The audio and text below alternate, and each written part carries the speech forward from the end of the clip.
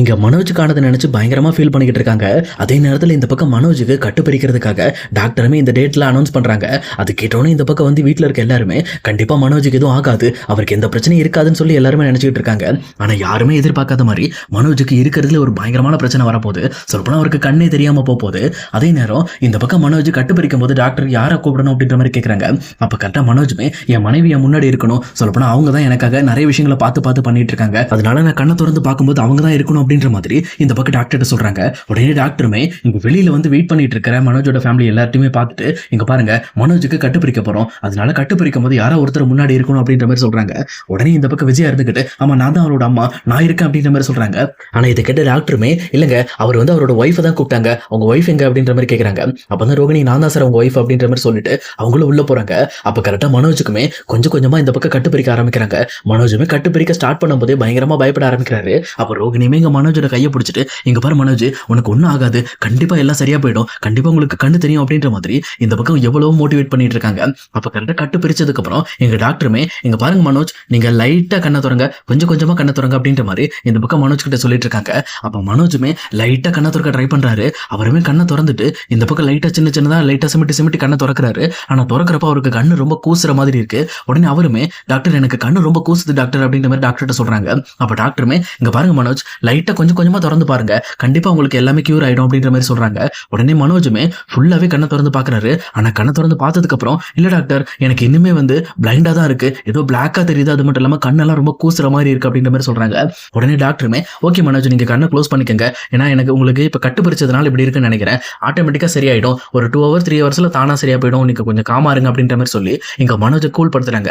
அதே நேரத்துல இங்க ரோகிணியை வெளியில கூட்டிட்டு வந்துட்டு இங்க பாருங்க மனோஜுக்கு கண்ணு தெரியலங்க, அவருக்கு இந்த மாதிரி ரெட்டினா பாதிக்கப்பட்டிருக்கு, அதனால அவருக்கு வேற ஏதாவது ஐ டிரான்ஸ்பிளேஷன் பண்ணா மட்டும் தான் கண்ணு தெரியும், இதுக்கு மேல அவர் கண்ணு தெரியாது அப்படின்ற மாதிரி இங்க ஒரே இட போட்டுறாங்க.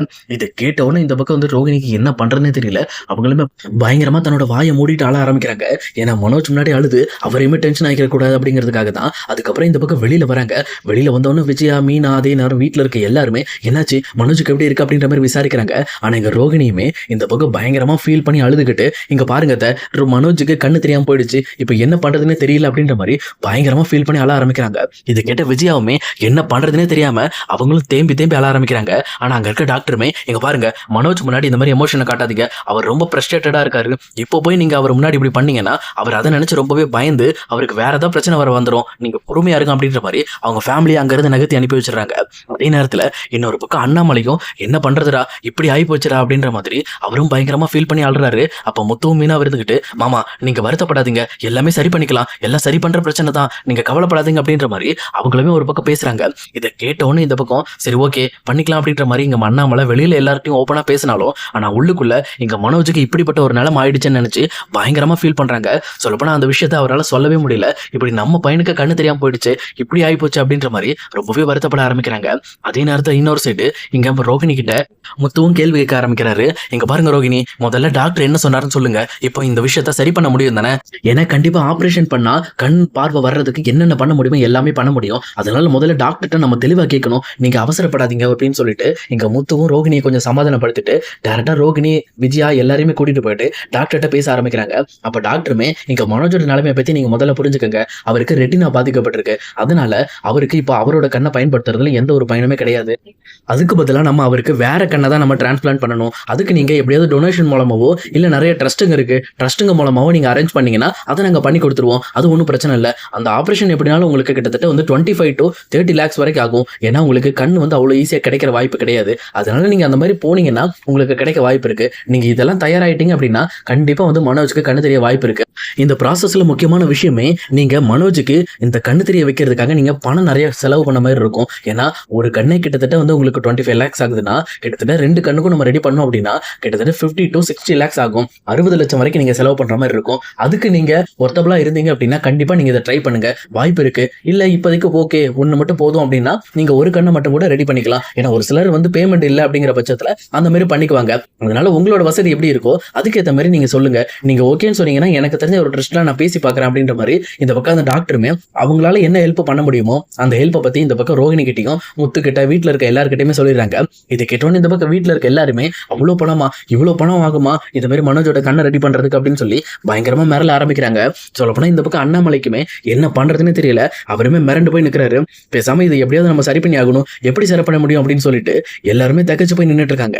அப்போ முத்து மீனாவும் தெளிவா யோசிச்சு, இங்க பாருங்க, எதுக்கு வருத்தப்பட்டு இருக்கீங்க, கவலையே வேண்டாம். அதான் ரோகிணி இருக்காங்கல்ல, ரோகிணியோட அப்பா ஆல்ரெடி மலேசியா செட்டில்டு, அவர்கிட்ட பேசி எப்படியாவது இந்த பணத்தை கேட்போம். எதுக்காக? ரோகிணியோட ஹஸ்பண்ட் கண்ணு சரியாகிறதுக்காக தானே. அப்ப அவங்க தரமாட்டான்னு சொல்ல போறாங்க. ஏதோ ஒரு வழியில இந்த பணத்தை ரெடி பண்ணி தர போறாங்க.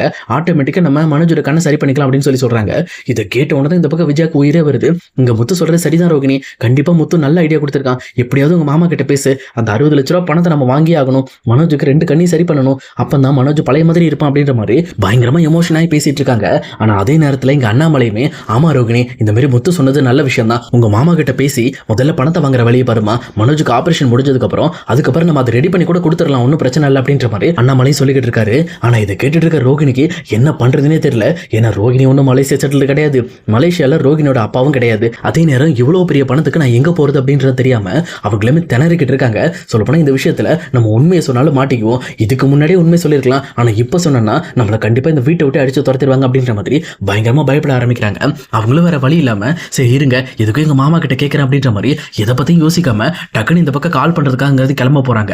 ஆனா இதை பார்த்துட்டு இருக்க மீனாவும், என்ன ரோகிணி வெளியே போய் கால் பண்றீங்க, இங்கே பேசுங்க, நாங்க தான் இருக்கோம்ல, அப்படி நாங்க கூட கன்வின்ஸ் பண்றோம், உங்க மாமா இல்லைன்னு சொன்னாருன்னா நாங்க கேட்கிறோம் அப்படின்ற மாதிரி சொல்லிட்டு இந்த பக்கம் எல்லாரும் முன்னாடியுமே வச்சு ரோகிணியை கால் பேச சொல்றாங்க. ரோகிணி வேற வழி இல்லாம இந்த பக்கம் பிரவுன் மணிக்கு கால் பண்ணி, மாமா ஒரு முக்கியமான விஷயம் உங்ககிட்ட பேசணும் அப்படின்ற மாதிரி சொல்றாங்க. இதை கேட்ட ஆப்போசிட்ல இருக்க பிரவுன் மணியும், என்னமா ரோகிணி, நீ மறுபடியும் நடிக்க கூப்பிட மாட்டேன்னு இப்ப என்னமா மறுபடியும் கூப்பிட்டு இருக்க, என்னாச்சு உனக்கு, என்ன பிரச்சனை அப்படின்ற மாதிரி கேட்கறாங்க. அப்ப ரோகிணியுமே நார்மல் காலில் பேசுற மாதிரி, இந்த பக்கம் இங்க பாருங்க மாமா, மனோஜுக்கு ஒரு சின்ன ஆக்சிடென்ட் ஆயிடுச்சு, அதனால 2 கண்ணும் பாதிக்கப்பட்டிருக்கு, எனக்கு கிட்டத்தட்ட ஒரு 60 லட்ச ரூபா வரைக்கும் பணம் தேவைப்படுது, எப்படியாவது எனக்கு அந்த பணத்தை மட்டும் ரெடி பண்ணி கொடுங்க, நான் திருப்பி கூட அந்த பணத்தை நான் கொடுத்துட்றேன், இந்த அப்பாவோட சொத்து வர்றப்போ அதுல இருந்து உங்களுக்கு பாதி கொடுத்துட்றேன், ஆனா இப்ப பணம் எனக்கு தேவைப்படுது அப்படின்ற மாதிரி சொல்றாங்க. ஆனா இதை கேட்டவொடனே இந்த பக்கம் பிரவுன் மணிக்கு என்ன சொல்றதுனே தெரியல. ஏன்னா இதுக்கு முன்னாடி அவங்க ஸ்கிரிப்ட் கொடுக்கவே இல்லை. அதனால சரி யோசிச்சு பார்த்துட்டு, சரி எதுவும் நான் செக் பண்ணிட்டு சொல்றேம்மா, அப்படி ஏதாவது கிடைக்க வாய்ப்பு இருக்கான்னு நான் பாக்குறேன் அப்படின்ற மாதிரி சொல்லிட்டு இந்த பக்கம் காலை கட் பண்ணிடுறாரு. அதே நேரத்தில் இந்த பக்கம் வீட்டில் இருக்கிற மனோஜ், விஜயா எல்லாருமே ஓகே, அப்பனா பணம் கிடைக்க வாய்ப்பு இருக்கு, ஏன்னா அவர் ட்ரை பண்றான்னு சொல்லியிருக்காருல, வாய்ப்பு இருக்கு, கண்டிப்பா பாதி பணம் கிடைச்சா கூட ஆபரேஷனை முடிச்சிடலாம் அப்படின்ற மாதிரி அவங்களும் ஒரு தெளிவான சிந்தனையோட இருக்காங்க. ஆனா அதே நேரத்தில் இவங்க எல்லாம் மனோஜை பார்க்க போன அடுத்த நிமிஷமே இந்த பக்கம் ரோகிணி ஒரு ஆக்டிங் போட ஆரம்பிக்கிறாங்க.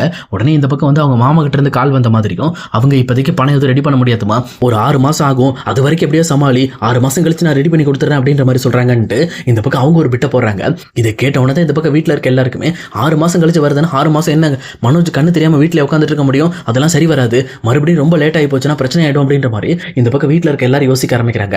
அப்ப யாருமே யோசிக்காத மாதிரி இங்க அண்ணாமலையும், முத்து பேசாம நம்ம வீட்டோட பத்திரத்தை மறுபடியும் அடகு வச்சிருவேண்டா, அடகு வச்சு இந்த பக்கம் மனோஜோட கண்ணை சரி பண்ணிடுவோம், சரி பண்ணதுக்கு அப்புறம் மறுபடியும் தான் பணம் வருதுல 6 மாசம் கழிச்சு, அதை வச்சு நம்ம வீட்டோட பத்திரத்தை திருப்பிக்கலாம் அப்படின்ற மாதிரி ஒரு ஐடியா சொல்றாங்க. ஆனா இதை கேட்டுட்டு இருக்க முத்துவுமே, என்னப்பா இது மறுபடியும் இந்த வீட்டு பத்திரம் அடகுக்கு போயிட்டே இருக்கு, சொல்லப்போனா இது உன்னோட உழைப்புப்பா, உன் உழைப்பையா நீ வேஸ்ட் பண்ற அப்படின்ற மாதிரி கேட்கறாங்க. ஆனா அண்ணாமலை இருந்துகிட்டு, இங்க பாருடா, இவன் கண்ணு தெரியாம வீட்டில் உட்காந்துட்டு இருக்கிறத பார்க்க என்னால முடியாதுடா, அதுக்கு நான் வாடகை வீட்டில் கூட இருந்துட்டு போயிடுறேன், எனக்கு அதுவே பெஸ்ட் அப்படின்ற மாதிரி அண்ணாமலையும் தன்னோட வீட்டு பத்திரத்தை அடகு வச்சு இந்த பக்கம் மனோஜோட கண்ணை சரி பண்ண தயாராகிறாங்க. அப்பதான் ரோகிணிக்குமே, அப்பா நல்ல வேலை தப்பிச்சிட்டோம், இப்போதைக்கு எந்த பிரச்சனையும் இல்லை அப்படின்னு சொல்லி அந்த விஷயத்துல இருந்து கொஞ்சம் ரிலாக்ஸ்ட் ஆகுறாங்க. பட் ரிலாக்ஸ்ட் ஆனாலும் இந்த பக்கம் மனோஜுக்கு கண்ணு தெரியல அப்படிங்கிற விஷயத்த அவங்களால இன்னுமே ஏத்துக்க முடியாம பயங்கரமா ஃபீல் பண்ணிக்கிட்டு இருக்காங்க.